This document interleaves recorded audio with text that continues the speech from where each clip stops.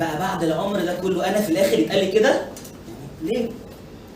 يعني انا واحد على الله حكايته بيتكسف من خياله، بيتوتر من اي حاجه بتمشي على ايدين ورجلين في حياته، في الاخر يتقال لي كده؟ ماشي. دي كانت بنت معايا في تدريب تبع دراستي. في الاول ما كناش شايفين بعض خالص، واحده واحده بدانا نقرب ونتعامل، وبدات اشوفها او ما اشوفش غيرها اصلا، وبدا يتكون بينا تفاصيل ومواقف وذكريات كتير. مره نتمشى من سيدي جابر او من محطه الرمل لحد سيدي جابر وركبي هتفرقع والكلام ما بيخلصش، وانا لا زهقت ولا صدعت ولا عايز اليوم يخلص ولا حاسس باي تعب. مره تانية كنا طالعين من التدريب في مره وانا كنت مش طايق نفسي وفضلي شويه وهعيط. طلعت معايا اليوم ده وطلعنا قعدنا على البلوكات اللي على البحر، رغم ان هي كانت المفروض محتاجه تمشي بس ما مشيتش، فضلت قاعده معايا ساعه 2 3 بتحاول تهزر تتكلم بتحاول تعمل اي حاجه عشان تخرجني من اللي انا فيه، ومعرفش كانت بتجيب الكلام ده كله منين. وصممت برضه يوميها ان هي تعزمني على قهوه من كشك من اللي على البحر دول، ولما جت تحاسب انا اتمطعت كده واللي هو انت جاي مع دكتور في ايه؟ القهوه كانت ب 30 جنيه.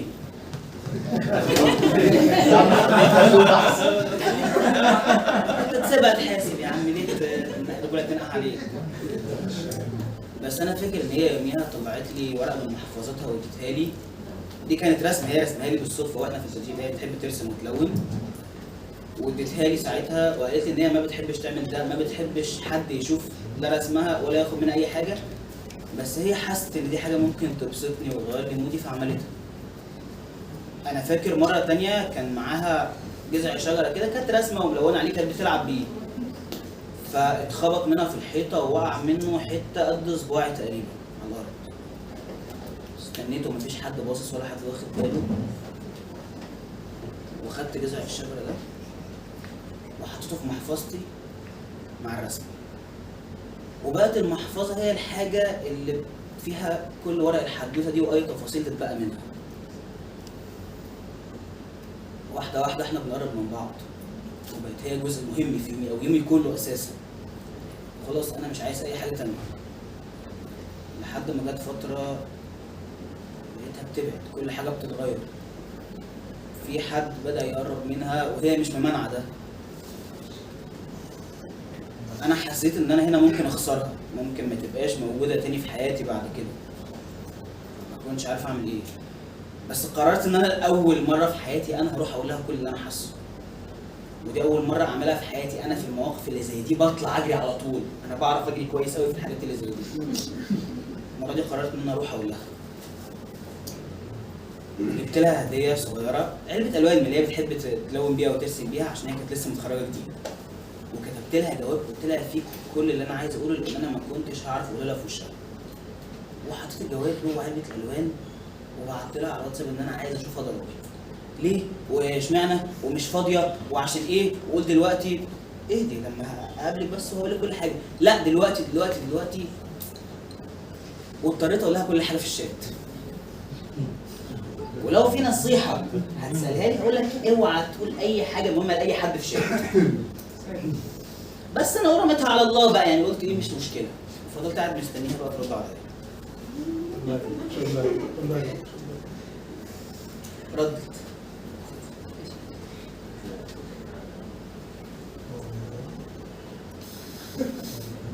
انا بحبك بس مش زي ما انت حاسس. انت بالنسبه لي خلود اخويا الصغير.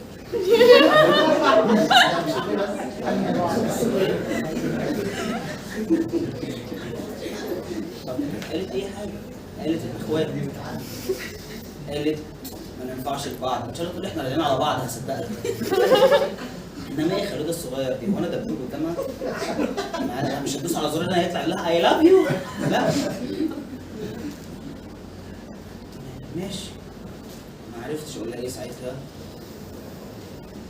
كل اللي قدرت اقول يعني اتمنى ان انا ما اخسركيش كاصحاب، مسكت نفسي وغيرت الموضوع على طول وقلت لها صحيح مبروك على التخرج.